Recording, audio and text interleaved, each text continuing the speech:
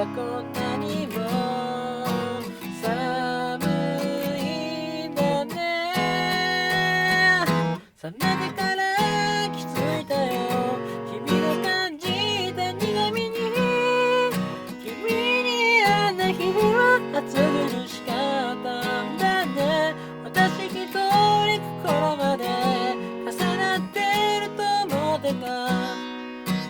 左の空いたベッドに包まれ寝落ちた。ララララララララ。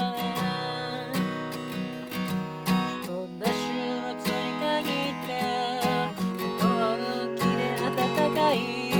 かわいい君はどこの誰と毛づくろい。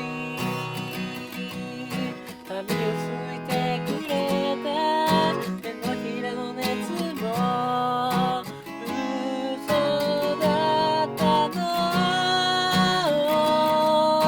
どこまでが本当でどこからが見せかけかわかんないよ。